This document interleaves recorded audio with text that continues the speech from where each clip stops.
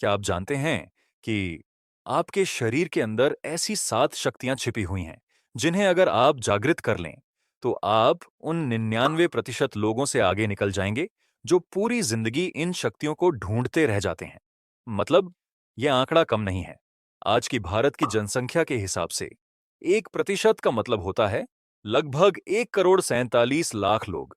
मुझे नहीं लगता कि जिन लोगों के साथ चक्र जागृत होंगे, उनकी संख्या इतनी ज्यादा होगी। 1% तो छोड़िए, वह शायद उसका 1/4 हिस्सा भी नहीं होंगे। अब सवाल यह है, क्या 7 चक्रों को जागृत करना वाकई इतना मुश्किल होता है? तो मैं कहूंगा, हाँ भी और नहीं भी। और यह हाँ और नहीं क्यों है, यह मैं आपको आगे बताऊंगा। आज से हजारों साल पहले हमारे ऋषि मुनियों ने इन शक्तियों को खोजा था, और इन्हीं शक्तियों की वजह से वे अद्भुत सिद्धियां प्राप्त कर पाए थे। आज मैं आपको बताऊंगा कि कैसे आप अपने शरीर के 7 चक्रों को जागृत कर सकते हैं। हर एक चक्र के बारे में विस्तार से जानेंगे, उनके बीज मंत्र, उन्हें खोलने की विधि और सबसे महत्वपूर्ण वो सावधानियां जो आपको रखनी जरूरी हैं।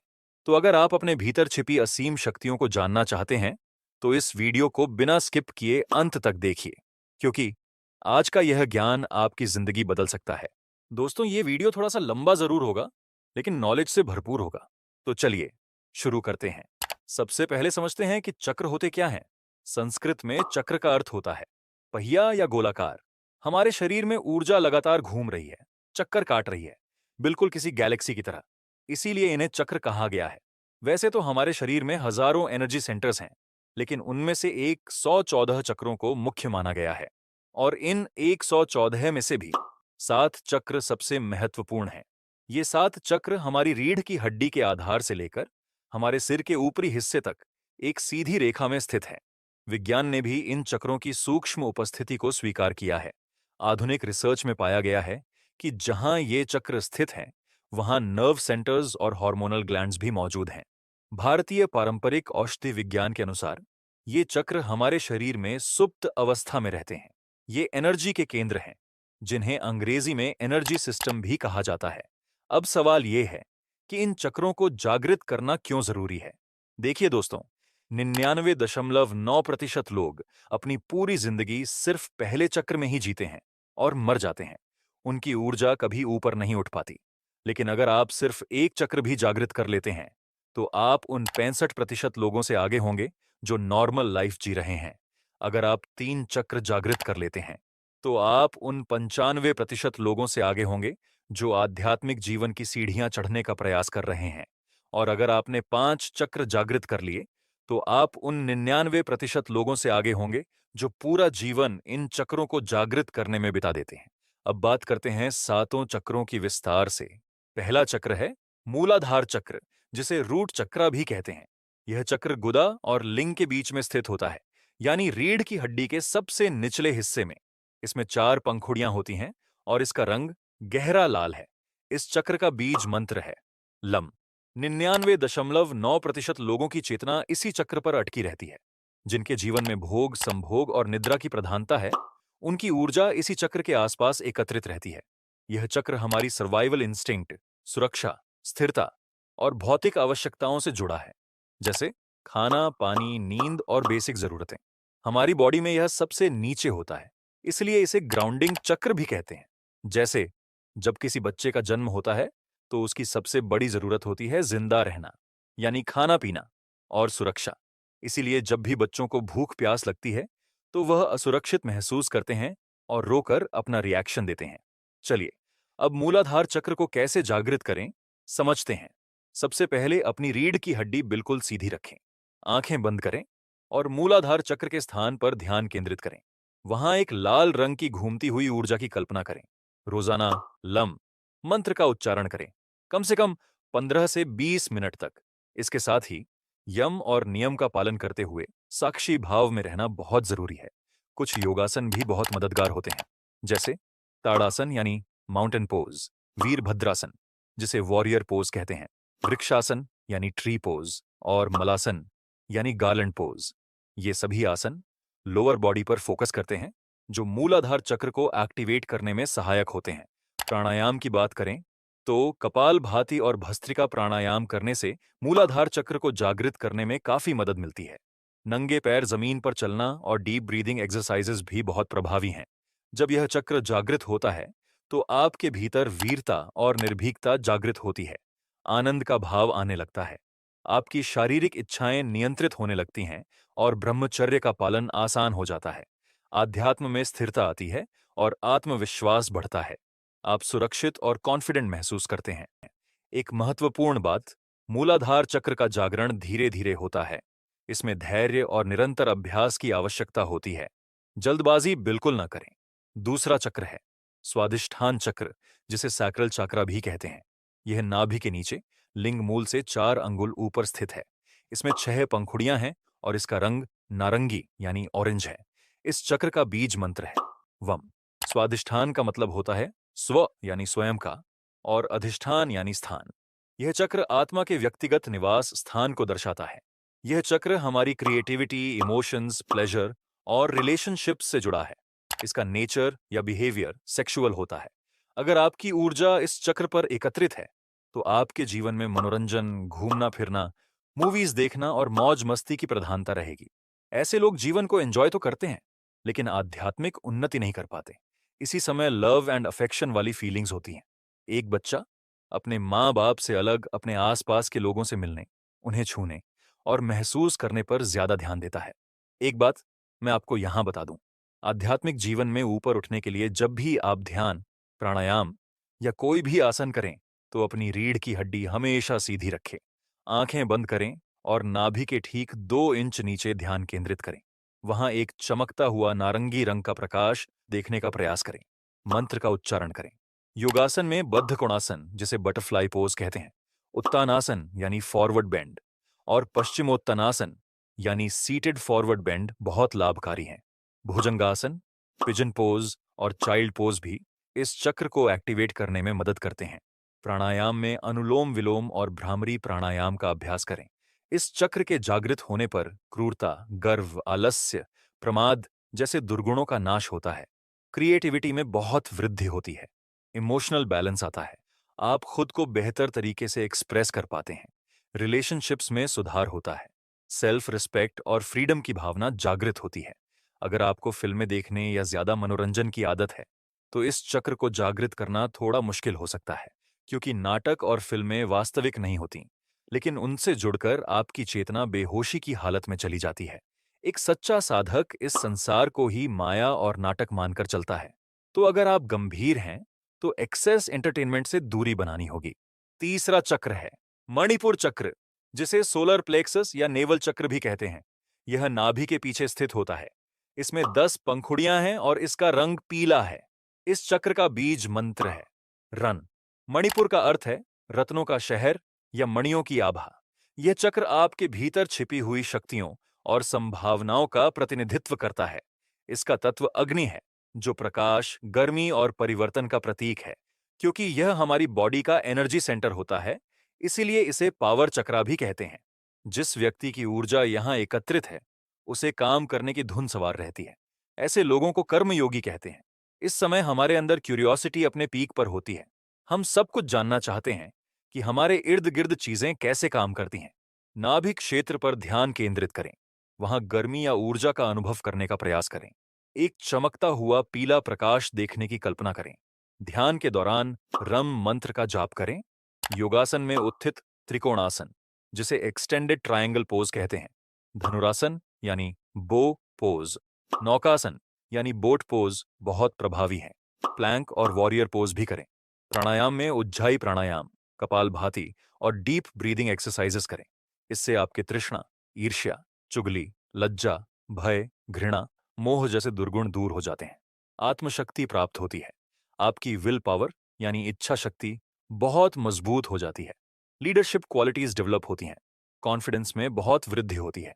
आपकी मॉरल वैल्यूज और सेल्फ एस्टीम मजबूत होती है। यह चक्र मूल रूप से आपको आत्मवान बनाता है और सिद्धियां प्राप्त करने के लिए आत्मवान होना जरूरी है। आत्मवान होने के लिए यह अनुभव करना जरूरी है कि आप शरीर नहीं, आत्मा है। आत्मशक्ति, आत्मबल और आत्मसम्मान के साथ जीवन का कोई भी लक्ष्य दुर्लभ नहीं रहता। चौथा चक्र है अनाहत चक्र, जिसे हार्ट चक्रा भी कहते हैं। यह हृदय के क्षेत्र में, छाती के बीच में ठीक दोनों स्तनों के बीच स्थित होता है। इसमें 12 पंखुड़ियां हैं और इसका रंग हरा है, कुछ हद तक पिंक भी। इस चक्र का बीज मंत्र है यम। यह चक्र प्रेम, दया, करुणा और आत्म साक्षात्कार का केंद्र है। यह हमारी फीलिंग्स को प्यूरिफाई करके हमारे पिछले 3 चक्रों पर पड़ने वाले बुरे असर को भी रोकता है। इसके भीतर 2 त्रिकोण होते हैं, एक ऊपर की ओर और एक नीचे की ओर, जो पृथ्वी और आकाश के मिलन का प्रतीक है। तो चलिए अब समझते हैं अनाहत चक्र को कैसे जागृत करें। हृदय पर संयम करें और ध्यान लगाएं। खासकर रात को सोने से पहले इस चक्र पर ध्यान लगाने से यह अभ्यास से जागृत होने लगता है। मेडिटेशन करना इस चक्र के लिए बहुत जरूरी है। यम मंत्र का जाप करें। योगासन में भुजंगासन यानी कोबरा पोज, उष्ट्रासन यानी कैमल पोज, धनुरासन यानी बो पोज और गोमुखासन करें। ब्रिज पोज और व्हील पोज भी बहुत असरदार हैं। प्राणायाम में उज्जाई प्राणायाम, अनुलोम विलोम और भस्त्रिका का अभ्यास करें। हरा रंग इस चक्र को रिप्रेजेंट करता है, तो ब्रोकोली, पत्तेदार सब्जियां और ग्रीन एप्पल खाने से दिल की सेहत अच्छी बनी रहती है। जैस्मिन, लेवेंडर और यूकलिप्टस जैसे एसेंशियल ऑयल्स भी इस चक्र पर पॉजिटिव असर डालते हैं। इससे आपका छल, कपट, हिंसा, कुतर्क, चिंता, मोह, दंभ, अविवेक और अहंकार समाप्त हो जाते हैं। प्रेम और संवेदना का जागरण होता है। ज्ञान स्वतः प्रकट होने लगता है। आत्मविश्वास में वृद्धि होती है। इमोशनल बैलेंस आता है। निस्वार्थ प्रेम की भावना जागृत होती है। आपका मन बहुत खुश रहता है। इस चक्र के जागृत होने पर व्यक्ति अत्यंत हितैषी, मानवता प्रेमी और सर्वप्रिय बन जाता है।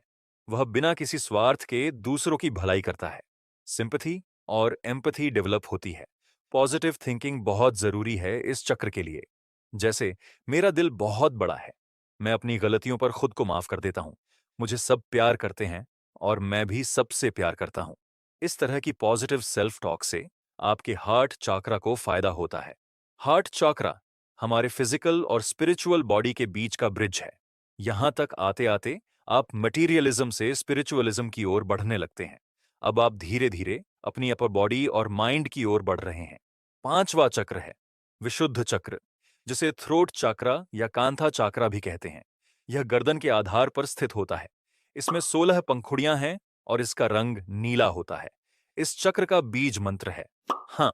इसका तत्व आकाश है, जो व्यापकता, शुद्धता और स्वतंत्रता का प्रतीक है।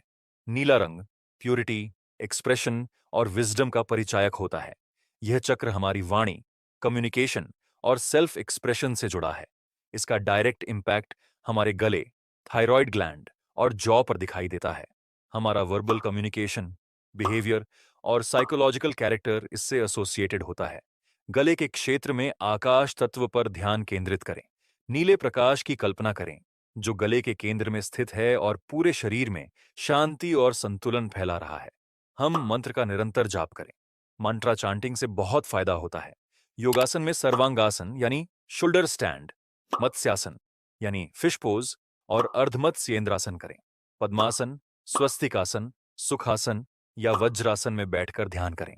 प्राणायाम में उज्जाई प्राणायाम, भ्रामरी प्राणायाम, हलासन और भुजंगासन से काफी फायदा होता है। नाक से गहरी सांस लीजिए और छोड़ दीजिए। इस चक्र से 16 कलाओं और 16 विभूतियों का ज्ञान होता है।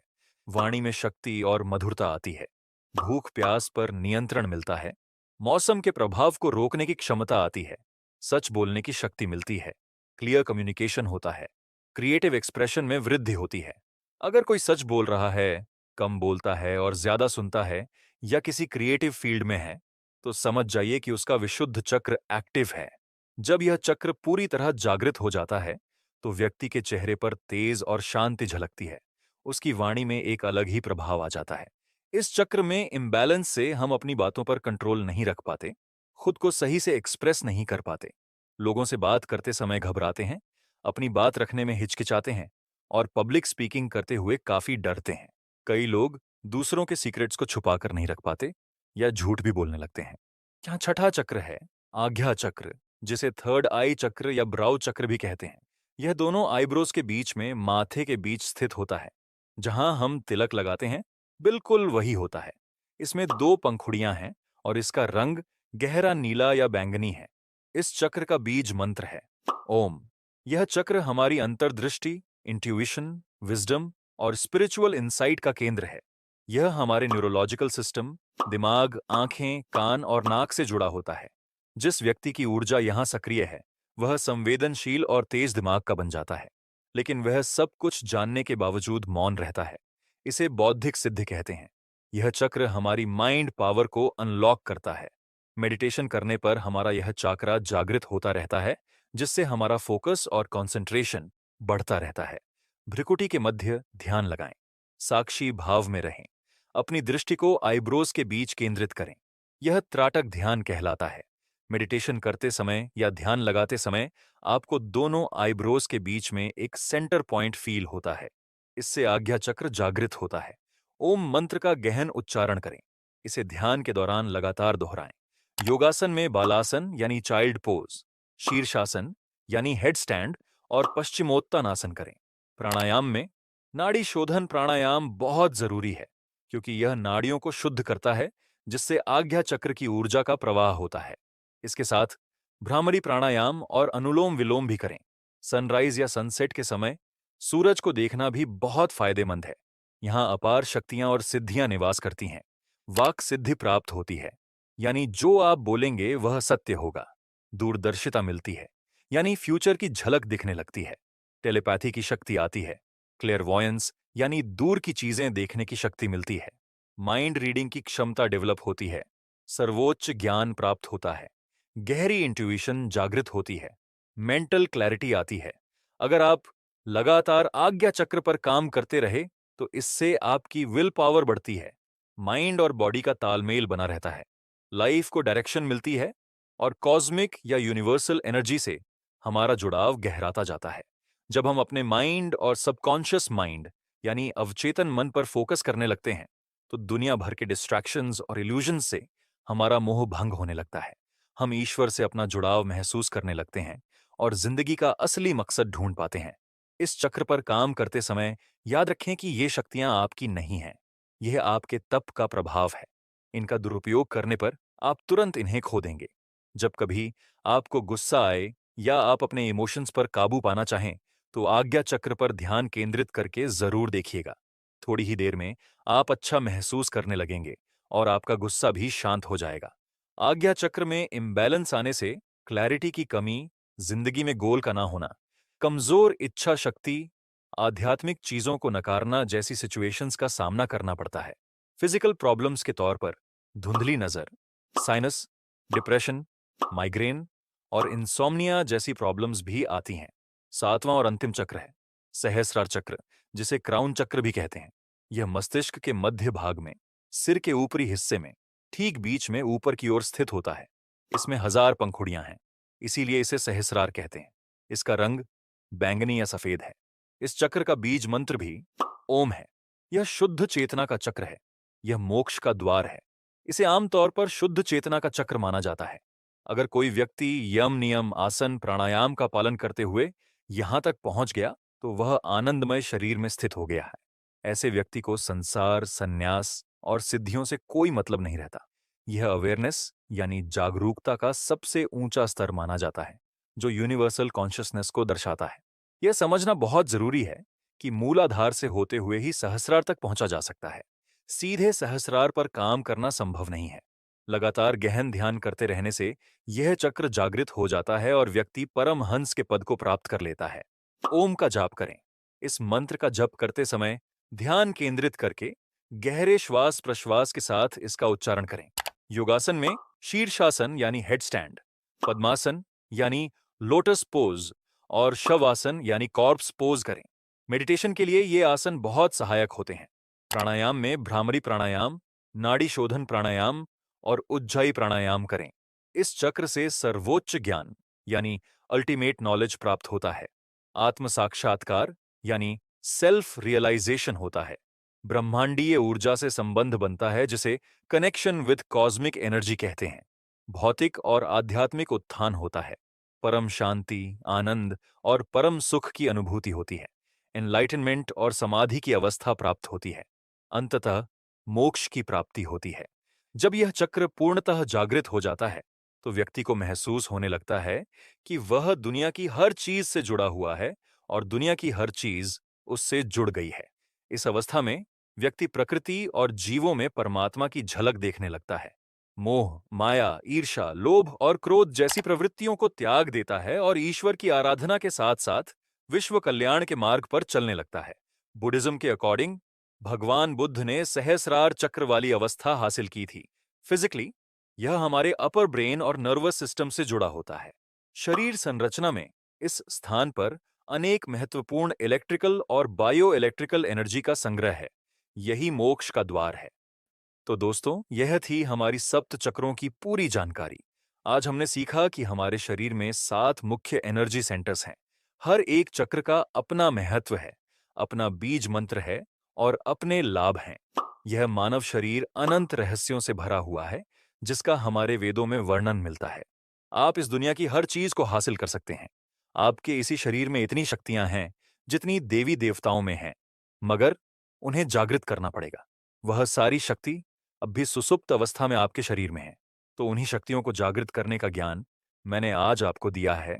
आगे आपके ऊपर है कि आप इस ज्ञान का कितना हिस्सा अपने आचरण में ला सकते हैं। मानवीय संकल्प शक्ति की क्षमता असीम है। उसको जागृत करना और सदुद्देश्य के लिए प्रयुक्त करना संभव हो सके तो कुछ भी बन सकना और कुछ भी कर सकना संभव हो सकता है। तो अगर आप अपनी हिडन पावर को पहचानना चाहते हैं, अपनी इच्छा शक्ति को मजबूत करना चाहते हैं, अपने इमोशंस को काबू रखते हुए अपने लक्ष्य को हासिल करना चाहते हैं और एक स्वस्थ जिंदगी जीना चाहते हैं, तो आपको अपने इन 7 चक्रों पर काम करना पड़ेगा। क्योंकि स्वस्थ शरीर में ही एक शांत और शुद्ध मन का वास होता है। हालांकि 7 चक्रों को इतनी डिटेल में कवर करना मुश्किल था, लेकिन मैंने पूरी कोशिश की है। आप पर्सनल लेवल पर भी इनके बारे में डीप स्टडी कर सकते हैं और इसका सबसे अच्छा जरिया है हमारे वेद, पुराण और उपनिषद और उनमें लिखे जीवन के सार। अगर आपको यह वीडियो हेल्पफुल लगी हो तो लाइक जरूर करें, चैनल को सब्सक्राइब करें और जुड़ो हमारी कम्युनिटी से, थिंकर्स, लर्नर्स, डिसिप्लिन्ड माइंड्स। क्योंकि असली रेवोल्यूशन मोटिवेशन से नहीं, डिसिप्लिन से शुरू होती है। अगर आपने अपने पर्सनल एक्सपीरियंस में इन चक्रों पर काम किया है, मेडिटेशन किया है या कोई टेक्निक ट्राई की है, तो कमेंट सेक्शन में जरूर शेयर कीजिएगा। आपके एक्सपीरियंस से दूसरे लोगों को इंस्पिरेशन मिल सकती है। और हाँ, अगर आपका कोई सवाल है तो भी कमेंट में पूछ सकते हैं। तो मिलते हैं दोस्तों अगली वीडियो में किसी और बेस्ट टॉपिक के साथ। तब तक के लिए अपने आप को अपडेट रखें, ग्रो करते रहें। धन्यवाद।